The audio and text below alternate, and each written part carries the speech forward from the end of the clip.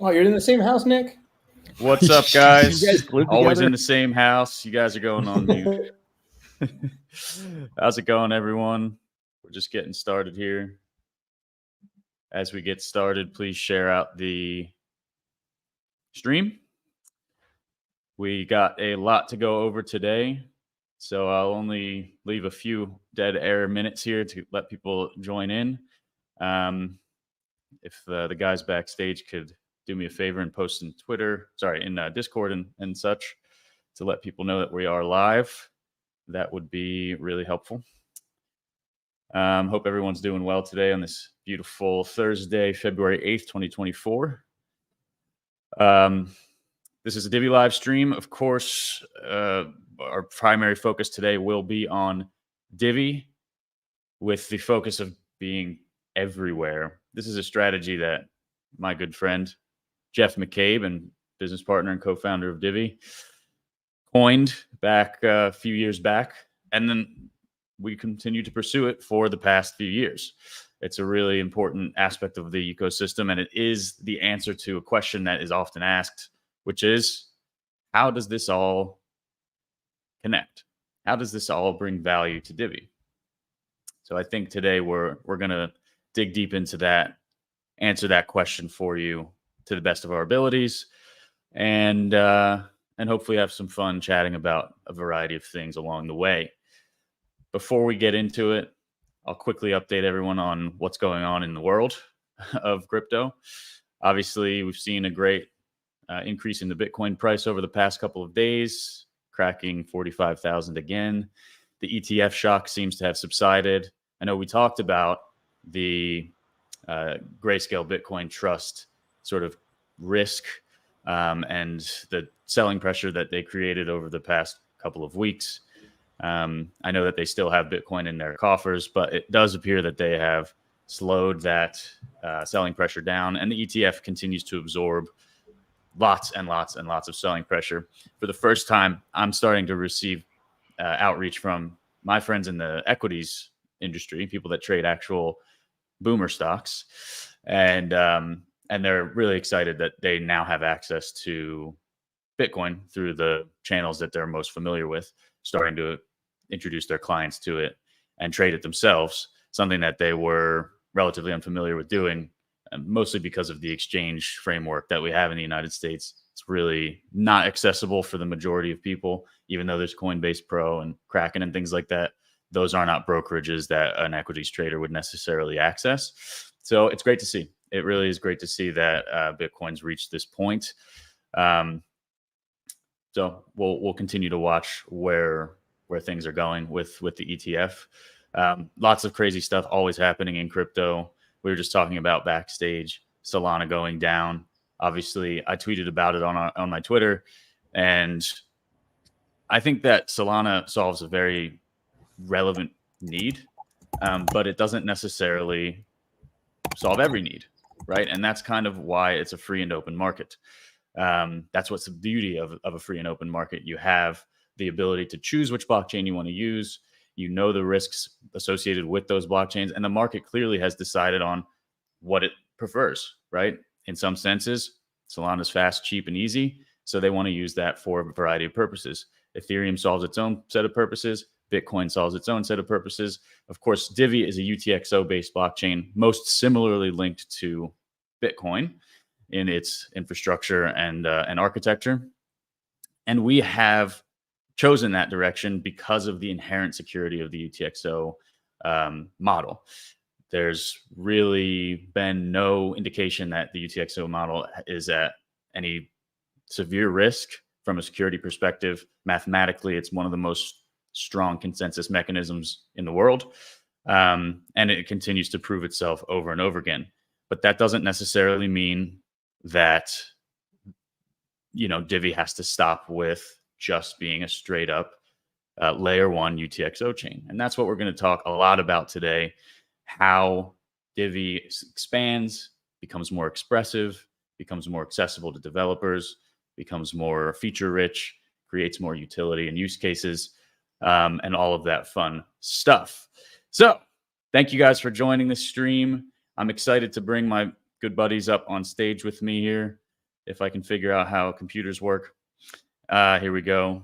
So today we have, of course, Neeks, the voice, Robert, aka Baldy, and Renuk. How's it going, guys? Hey, everyone. Hey, how's it going? The dog takes this moment to bother me. Get out of here. I thought you and Nick lived together, Rob. I think it looks like where's your piano? He's changed the house. So, I just mentioned probably like one of the overarching primary topics, and of course, the title of this stream is Divi Everywhere. So perhaps we should start by introducing what that concept means to people, what it means to us. Divi Everywhere, again, is an idea that Divi can expand its roots across any ecosystem, every blockchain. Obviously we're looking at centralized and decentralized exchanges, but also outside of just integrating with a variety of different services, blockchains, and infrastructure, creating its own infrastructure to build upon the vision of creating a very accessible, easy to use, integrated, vertically integrated crypto ecosystem. That is a very difficult, very cost-intensive, long-term goal that, once achieved, will drive immense value for the ecosystem and for the proponents of Divi. So that's kind of my take on it, but maybe you guys have a different view of it, or a more eloquent way of putting it. I'm interested to hear what you guys have to say about it, about this concept. Yeah, so I think Divi Everywhere is really what has been the fundamentals for Divi since the beginning. I think we all really subscribe to that. We really want Divi to be available for everybody and be able to basically be used in every different manners that you can see on the blockchain infrastructure.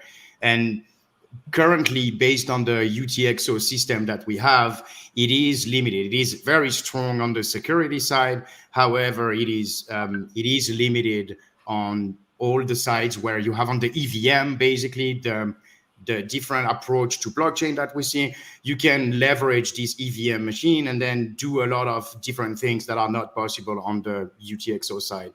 And so that's why, based on this situation, the team expanded the way it could with the Divi ERC20 and basically all the other products I will talk about after. But I believe that really Divi Everywhere has always been the core of the strategy, and we'll keep moving forward with this at the center.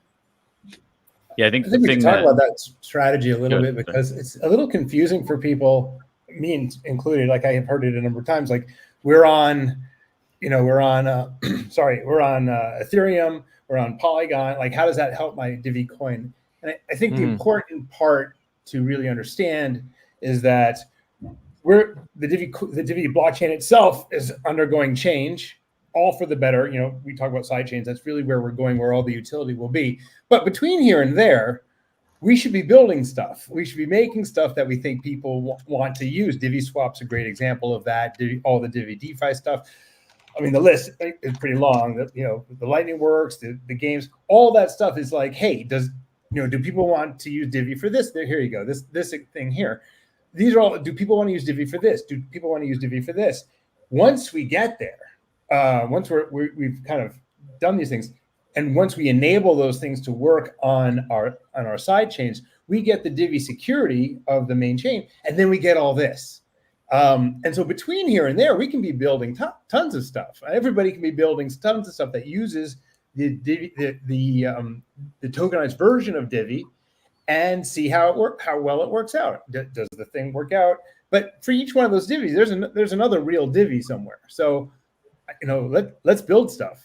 Yeah, and I think it's also quite important to kind of differentiate the two between Divi Foundation side of things and the lab side of things, and how it all kind of comes together, because that's something I think we've done it separately, but not in one way where we kind of showed here. Like, you can see quite clearly how kind of the two kind of sit separately.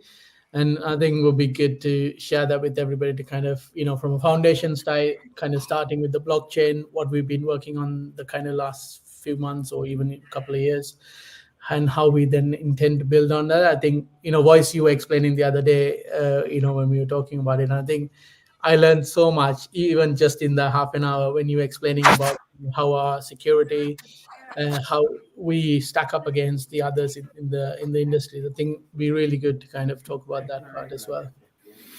Yeah, I mean, I'm happy to talk about that. I don't think I can add anything to the Divi Everywhere. You know, sometimes I've had conversations just a little bit with people with, you know, they think about focus and branding and all these kinds of things. And really, it's just a representation of that Divi that you own in any possible location. It doesn't mean Divi everything. It just means that we can be everywhere, and we should be. And that's representative of that asset that you're creating and generating. It brings utility no matter where it is, because it has to actually exist somewhere else first. And so nothing is isolated, everything is connected. And so it should be that if I have a business and maybe I need to integrate something some way, or I have a product and I need to integrate it, it should be possible. If there's enough interest in it, we should absolutely be doing it.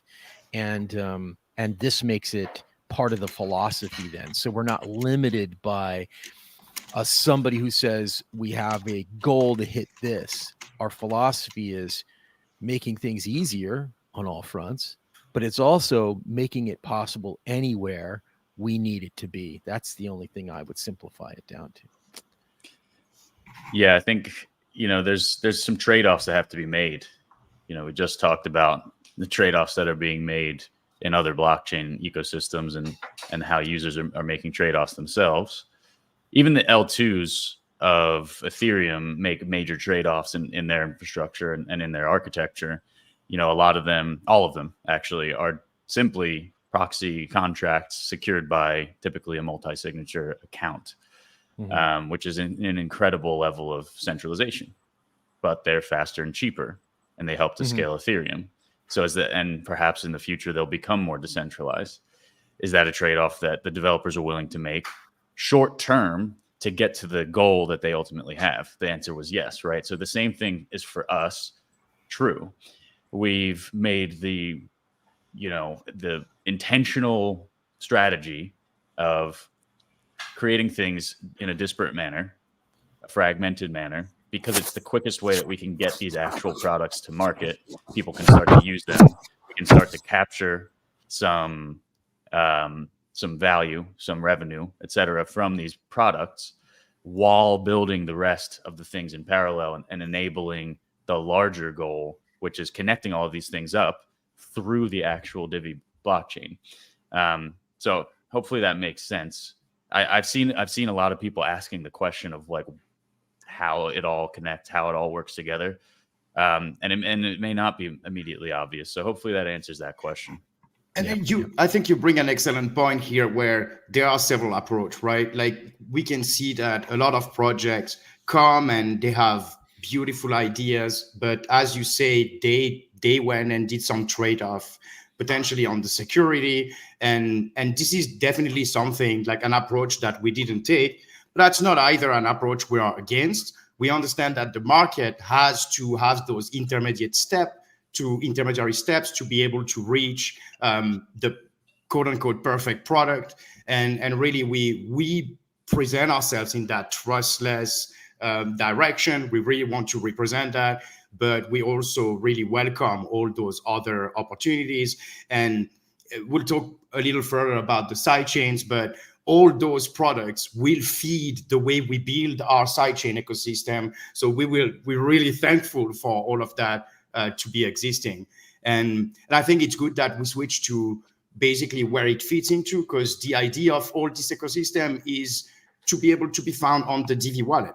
So currently, obviously, you don't see all those different initiatives that are reflected within the Divi wallet, but it is the goal. The goal is to have everything centered, to be easily accessible at your fingertips, to basically access the whole ecosystem. And the Divi wallet is really designed to provide to the Divi user the full and complete experience. So obviously, correct, you all know it went through some difficult times, but it is extremely complicated and expensive to develop those kind of apps. And so that's why it took a bit of time, but we're really committed to add Divi Swap, add Divi DeFi, and anything that basically the Divi ecosystem is linked to. The idea is to bring it to the Divi wallet. So what do you think, guys, about the Divi wallet? What's coming? The NFTs, the Vote V2 that are coming. Yes. There will be also an asset screen with pricing. So all of that is in the pipeline since a while, but it will be coming this year. That's for sure. But we will also try to implement the Divi Swap and Divi DeFi to have like the full experience in the wallet. Divi Swap, Divi DeFi, NFTs. Yeah, it'll be beautiful. I think really Well, the wallet iterative. the wallet is the sort of the final landing place for all the things. You know, we created the emerging solution side of things to explore and do R&D on solutions that may or may not become productized into the wallet. The wallet is, as Neek's very well said, a very expensive tool to develop. So in order to add a feature to it, we have to consider greatly the cost, the underlying cost, and the actual ROI. By creating these emerging solutions separately, first we can test the market and see what bugs might exist, if there's actual demand for it, things like that. So things like Divi DeFi, like we've seen it actually be used. We've seen people cross the bridge and actually get their ETH and their Divi into the protocol. That's great. Okay, it looks like that's something that we should add to the wallet and make it easier for people who may or may not have tried it or may just have difficulty with DeFi or, you know, don't have a MetaMask or whatever it is. Now we can make that easy. Divi Swap is the same idea. But I think ultimately, again, those are just adding still disparate parts, still fragmented elements to the center point. The thing that really will ultimately tie it all together is the sidechains, is making it so that all of those elements exist in our blockchain ecosystem, not in other ecosystems. Because if you think about like Divi DeFi, it does impact the Divi coin, but it really benefits the Ethereum ecosystem more than it benefits the Divi ecosystem because it's built on Ethereum. Ideally, we want it to be built on a EVM sidechain so that it actually influences the value of the Divi ecosystem, if that makes sense. Same with Divi Swap. It's an ETH. It's an Ethereum DApp. It can be built as a Divi on the EVM Divi sidechain and influence the value. That's the goal, right? That's where it really becomes powerful in my mind, where there's basically 3 steps. Step 1, build the app separately. Step 2, add it to the wallet. Step 3, make it Divi centric. Yeah, it's just to like hammer it home. We want to capture the fees that people are spending on Ethereum, and those can be Divi fees. When you do everything on the side chains, it's real Divi, not tokenized Divi. It's just Divi. Yeah. And then all of the activity that we bring over will be at home, really. So that's really the market that we're trying to capture by exploring it on other chains, bringing it home when we can. Absolutely. Yeah, I think I would like to reiterate that that the Divi wallet, the mobile wallet, is built in house, right? I mean, that's built in house. The starting Divi blockchain was a modified blockchain, and now what we almost can say right now is it's almost entirely newly refactored. It's a new blockchain. So everything is in progress to change, to be better, to reveal itself. That's a great graphic you can see on screen right now. We have been not just refactored, but completely rebuilt, just like the Divi wallet being built from the ground up. What is coming to the forefront is the catchphrase that you heard me, 7 months ago. Ranook uses it too, as utility, utility, utility. It is those features and functions of utility and use case that every blockchain needs that is being essentially built into the blockchain, and it makes it all possible. All these things for everywhere becomes Divi centered. It doesn't mean that we won't need tokenized things elsewhere, but it's going to be Divi everywhere with Divi is the ultimate goal. Exactly. Yeah, we've talked a lot about it. I think, the key thing is just that utility part, isn't it? And also voice. I think, you were explaining the other day saying we've got so much more, we can actually accommodate a lot more transaction volume and stuff. So we want more people to use it, to actually start playing around with it. The idea is that we create something that's very easy to use, so you can actually start building on it. And again, that's where the DAO is. We can, actually, if you want to run any projects, we are running a DAO vote at the moment, so a competition. So if you want to get involved with that, we can actually support you with it. The voice, Sneaks, and the rest of the team will help you with it. Right. Yeah, exactly. So the DAO is another example that is not currently built, but whatever we will build will be able to be basically then transferred to a sidechain, right? And so we will definitely have all these, all the things that we currently build on other infrastructure that benefit from the EVM, then we can after then transfer it. And so the DAO is very important because for a long time, basically the Divi project has been maintained by the leadership, and we're really thankful for everything that has been done. But we kind of missed this part where the community involved, and we can see that our community is I would say that the average user that we have is less crypto knowledgeable than what you can have on the Web3 kind of communities. And we really want to expand our community. We really want to be able to touch everybody, to be able to basically get some help from how we should approach the things and how we should move forward. So what's happening right now is the What's Next initiative on the DAO, and it is asking everybody who has ideas and is able to basically build a project to come and propose their project and ask for a budget. And then we will propose this project to the community, and it will work basically like the market making initiative was a very successful initiative. The market maker is, by the way, working very well. So this is the same kind of thing. However, we open the slot of what will be proposed to the community to everybody. So you can see if you go in Discord and you go to the DAO channels, there is a thread there for the proposal 16.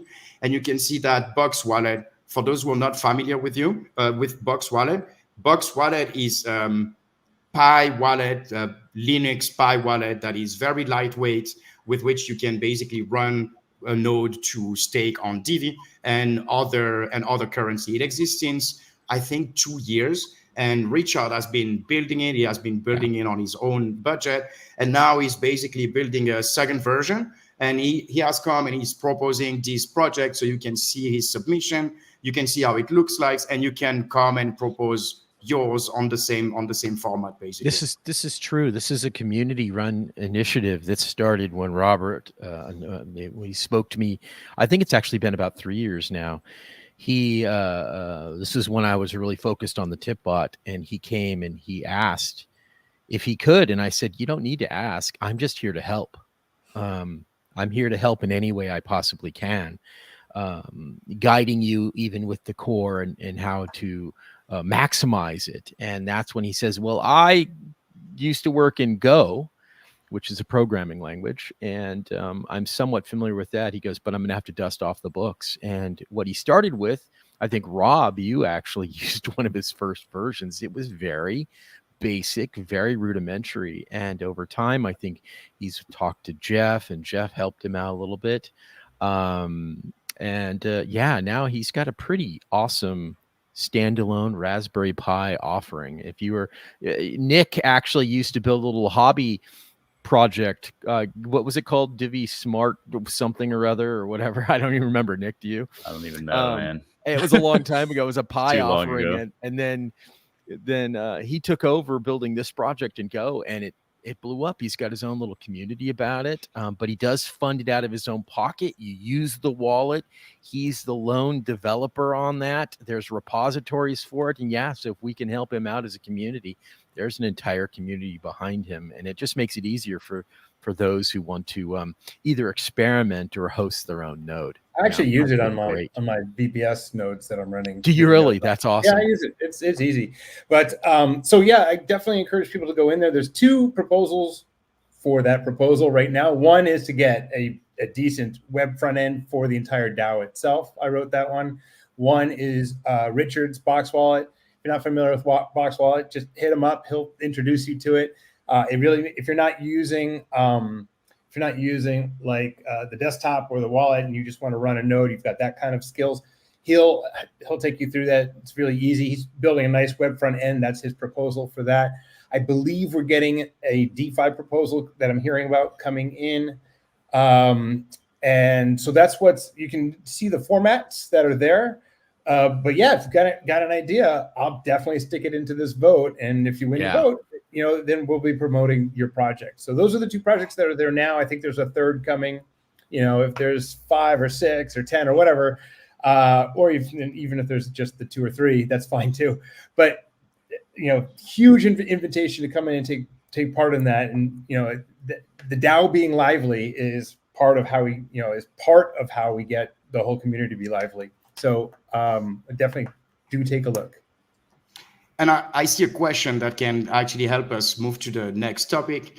The question is from Alcoin IG, and he's asking if we are happy with the Divi blockchain. Oh, cool! You can put it on screen.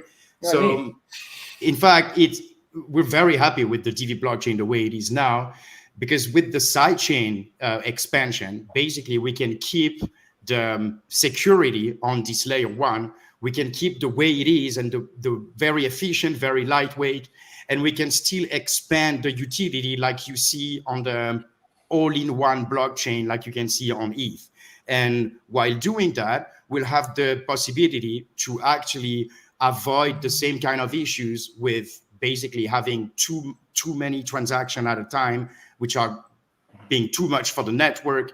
The sidechain infrastructure can expand. So if you have too much success, then you can expand to something else. You can dedicate a sidechain to one purpose. You can do it multi-purpose. And again, like if you have a sidechain and that sidechain comes that it is too much used, then it will have fee issues. And then another sidechain can pop up and can compete with lower fees. And basically you have a whole market that can establish with people who deploy those sidechains to be able to compete with different service offering.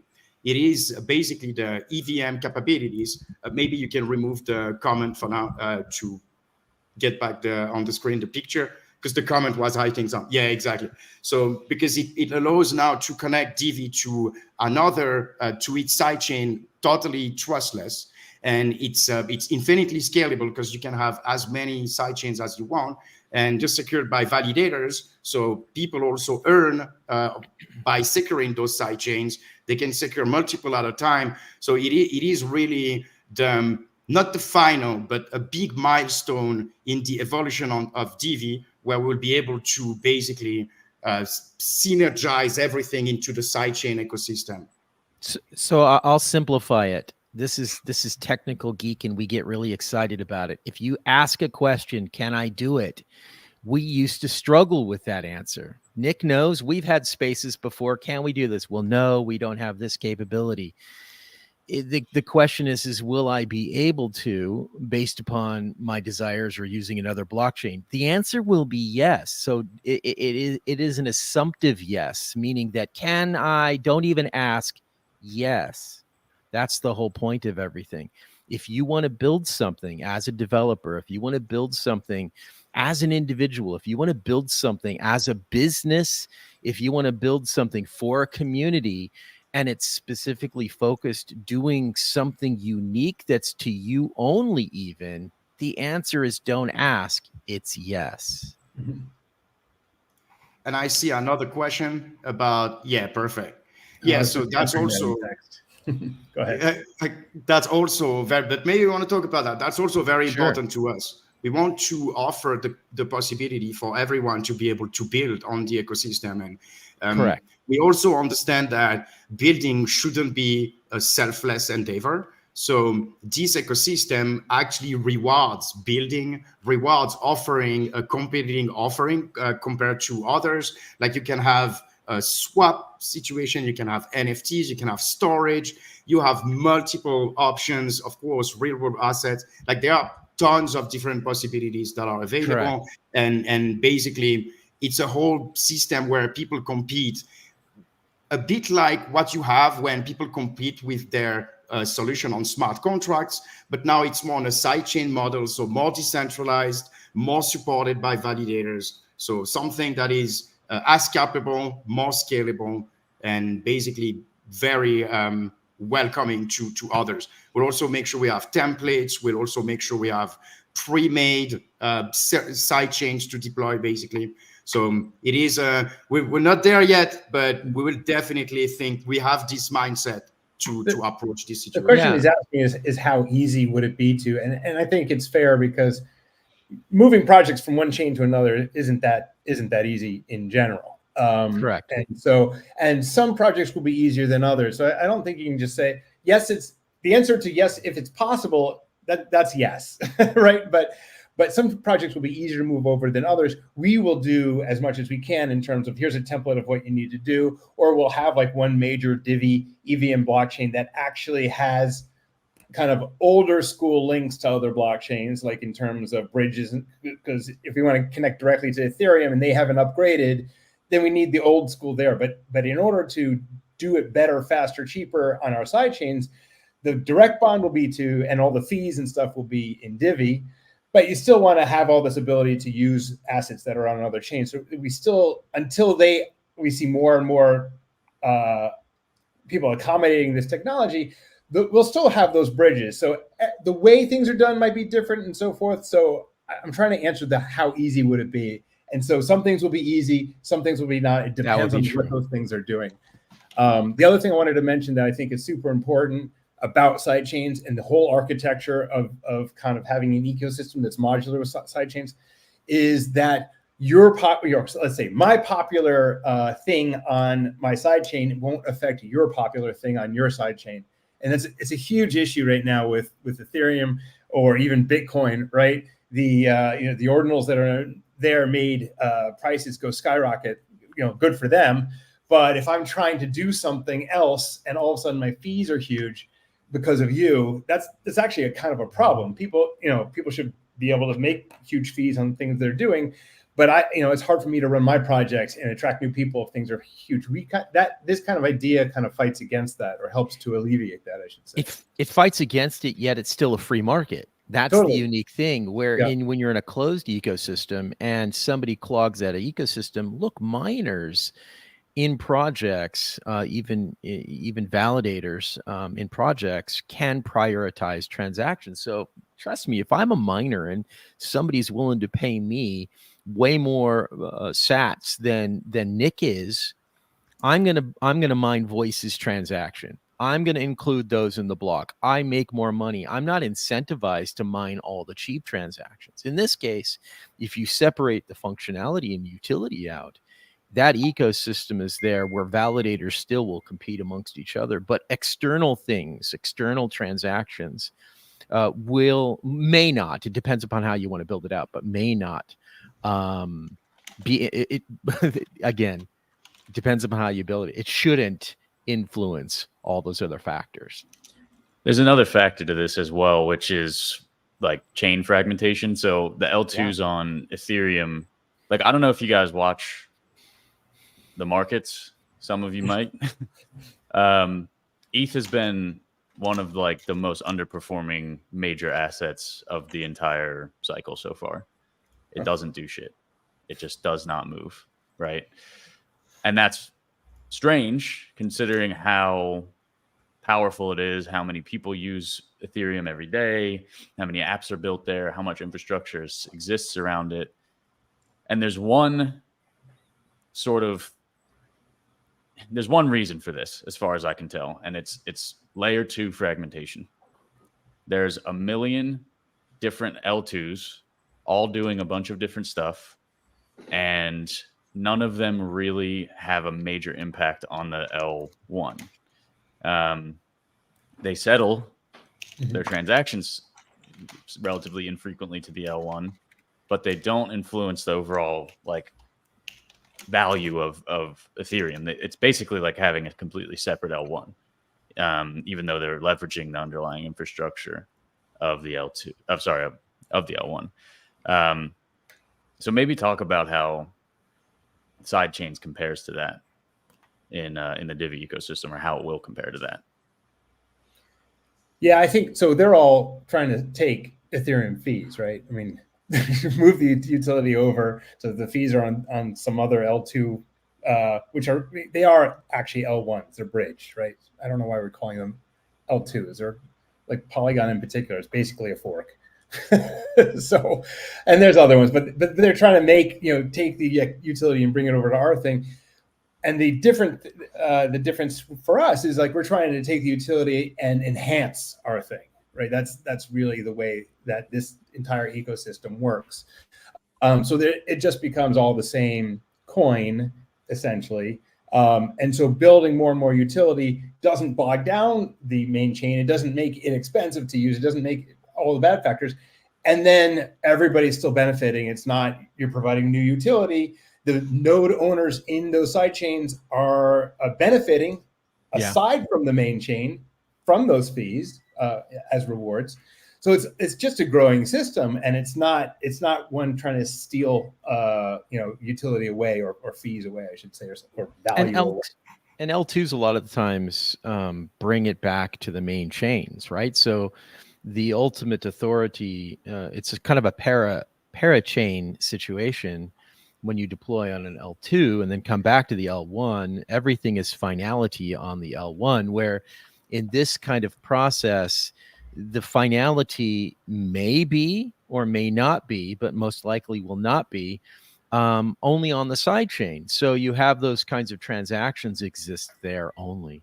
And then you're not worried about that bloat, which is essentially, I think, what they were trying to do, but they still brought it all back to the main chain, right? So and I think it also highlights one of the things that happened a lot in crypto, like staking is not the same staking everywhere. Trustless is not the same trustless everywhere. And trust here minimized.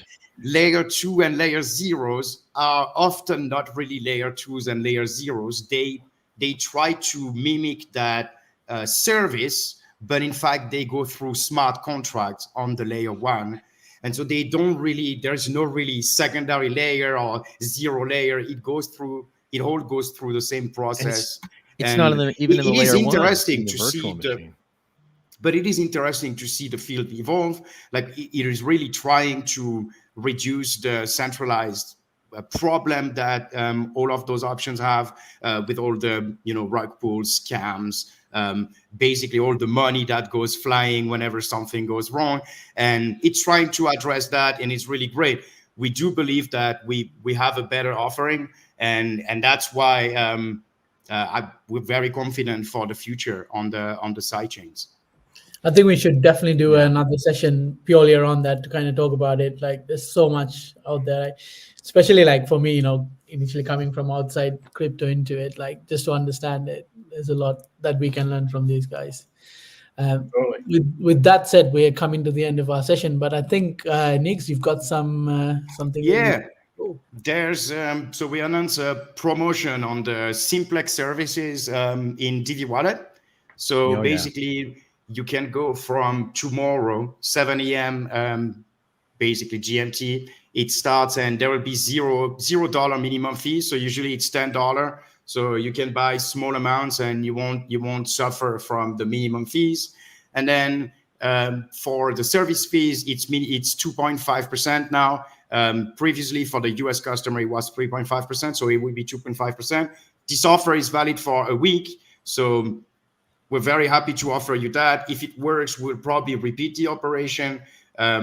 But yeah, that's it. Right in your Divi wallet. You can get the Divi wallet on divywallet.com, and of course on both Star, Android, and so for those who don't know about GMT, I'm interrupting because I'm going to get a million questions about it, and so will you, and so will Nick, so will everyone. The heck time is that? It's if you're on the west coast of the US, that's going to be 11 p.m. tonight.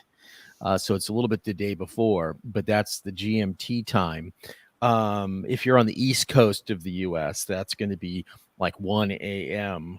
Or 7 a.m. London. So it's just know that when you go to bed tonight and you start the morning, it's going to be running, and then it's going to end next week. So just be on top of it. Go through the Divvy wallet. If you go through the website, it's not going to work the same. You have to go through the Divvy wallet.